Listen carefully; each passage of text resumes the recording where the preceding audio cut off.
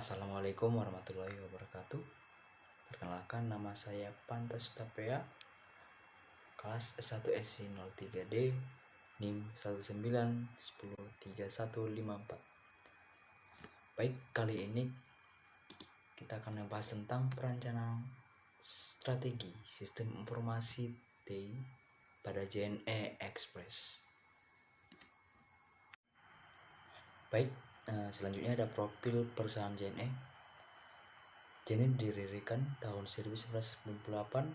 PT Tiki Jalur Nugraha Eka Kurir atau JNE melayani masyarakat dalam urusan jasa kepabeanan, terutama import atas kiriman waktu melalui gudang, usaha handling. Peluang yang terus tumbuh ini mendorong JNE untuk terus memperluas jaringan ke seluruh kota besar di Indonesia. Saat ini titik-titik layanan JNE telah mencapai di atas 6.000 lokasi, masih terus bertambah dengan jumlah karyawan yang lebih dari 40.000 orang.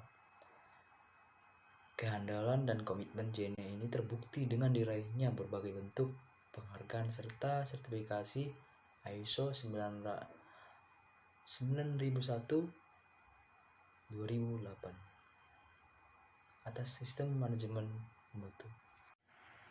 Tentunya JNE mempunyai visi dan misi sebagai perusahaan yang besar, yang visinya itu adalah untuk menjadi perusahaan rantai pasar global terdepan di dunia. Terus misinya untuk memberi pengalaman terbaik kepada pelanggan secara konsisten.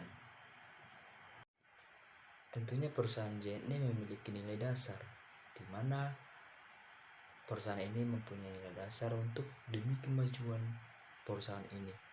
Antara lain dari yang terkutip dari http://www.jne.co.id, yang dimana dikatakan di situ disebut yang pertama ada jujur, kedua ada visioner, ketiga ada tanggung jawab, dan berikutnya itu ada disiplin.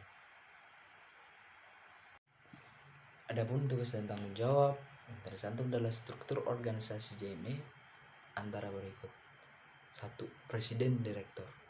Tugas dan tanggung jawab Presiden Direktur adalah mengamankan harta perusahaan dengan cara memberikan nasihat atau petunjuk kepada manajemen agar efisiensi kerja dapat tercapai, mengangkat dan memberhentikan setiap manajer, departemen, dan kepala bagian, mewakili perusahaan dalam hubungannya dengan pihak luar perusahaan. Yang kedua, Eksekutif Direktur. Tugas dan tanggung jawab dari Eksekutif Direktur adalah mengkoordinasikan dan mengawasi pelaksanaan tugas yang dibebankan kepala finansi dan administrator direktur, sales dan marketing, dan operation direktur. Memeriksa dan menyetujui rencana program kerja dan anggaran perusahaan secara keseluruhan. Mengawasi jalannya kegiatan perusahaan dalam mencapai tujuan yang telah ditetapkan. Ketiga, Sekretariat. Tujuan dan tanggung jawab sekretariat adalah membuat notulen pada saat rapat diadakan dan mempersiapkan surat-surat atau dokumen-dokumen yang dianggap penting. 4. Finansi and Administrator Director.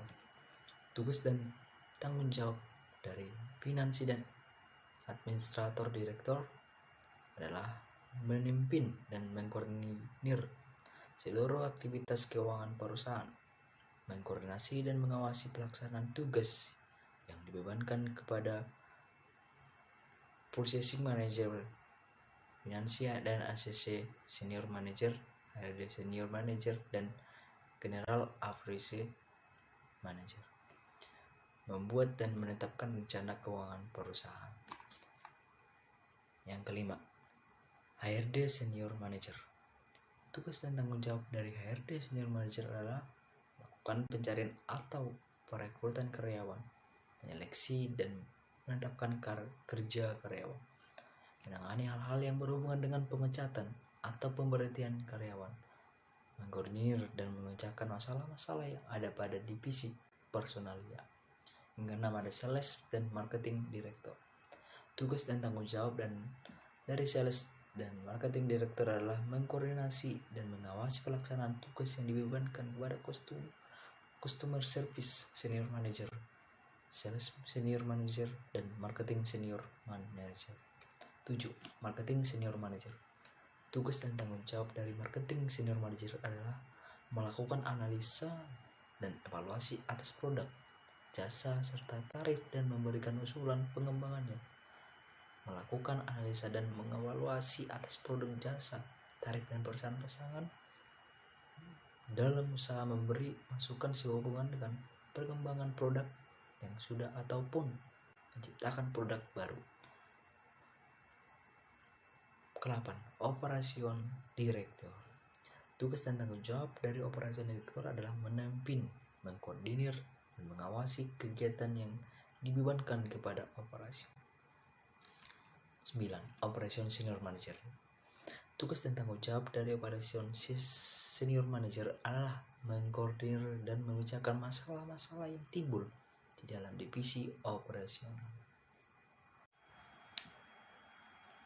Adapun analisa 5 force yang akan mempengaruhi bisnis pesona JNE.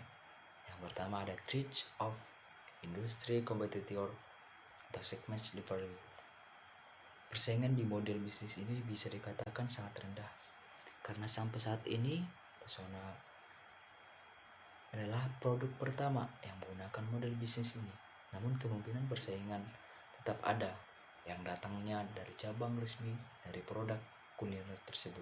Kemungkinan jumlahnya tidak signifikan karena coverage areanya tidak seluas di pesona JNE.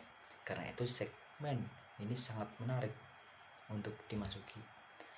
Yang kedua ada threat of potential new entrants. Bisnis ini akan menjadi sangat menarik kompetitor untuk ikut masuk ke bisnis ini. Bila ditinjau dari barrier atau pembatas untuk masuk atau keluar ke bisnis ini, maka bisnis ini tergolong low barrier for entry dan low barrier for exit, terutama bagi perusahaan yang sudah memiliki fondasi jaringan distribusi yang luas. Yang ketiga ada threat of buyers bargaining power.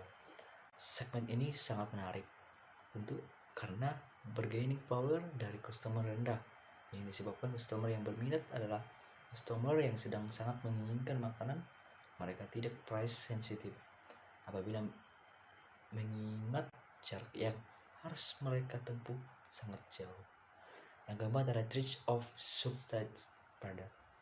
Segmen ini sangat menarik juga karena produk yang ditawarkan merupakan produk yang unik dari segi produk, merek, dan khas dari daerah tertentu, sehingga produk substitusinya dapat dikatakan sangat rendah karena alternatif lain yang dapat ditempuh oleh customer yang menginginkan makanan tersebut antara lain pergi dan membeli sendiri produk tersebut, memesan melalui orang lain.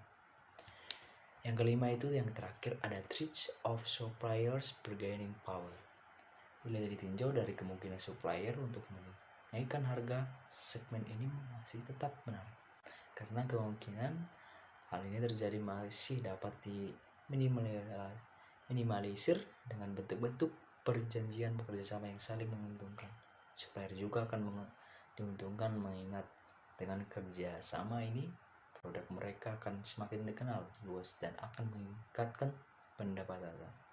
Hasil analisa di atas ini merupakan analisa tambahan dari teman-teman.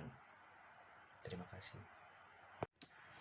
Pada website academy.edu, analisis SWOT JNE ada beberapa berikut, yaitu yang pertama ada strength, yaitu antara hemat, aman, pasti, cepat, mudah, lacak, sumber daya manusia.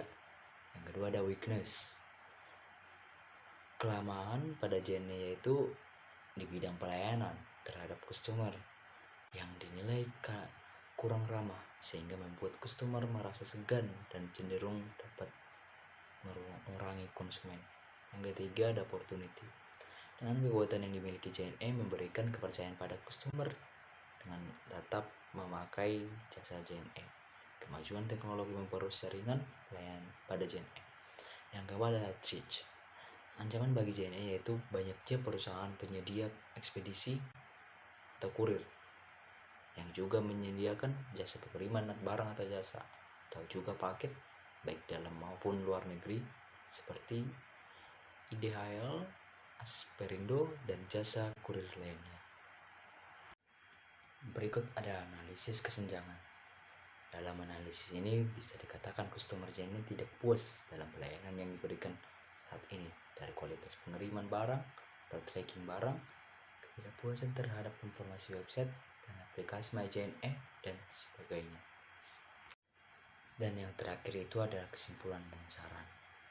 Kesimpulannya, JNE Express sudah mengimplementasi sistem informasi TI dan proses bisnisnya yang dapat mendukung perjalanan proses bisnisnya. Namun implementasi sistem informasi TI di dalamnya masih belum diterapkan secara maksimal, sehingga banyak customer dan atau pelanggan kurang puas terhadap pelayanan yang diberikan. Saran mungkin dari kami atau dari saya, diharapkan dapat melakukan analisis kembali dengan menggunakan metode yang lebih mendalam, kemudian membandingkan hasil analisis yang sudah didapat dengan hasil lain yang memperkuat hasil analisis mengenai perusahaan ini. Sekian penyampaian dari saya tentang analisis perusahaan, perancangan sistem informasi pada perusahaan JNE. Mohon maaf apabila ada kata-kata saya yang tidak sopan atau kurang berkenan di hadapan saudara-saudara ataupun ibu bapak. Saya mengucapkan banyak minta maaf. Terima kasih.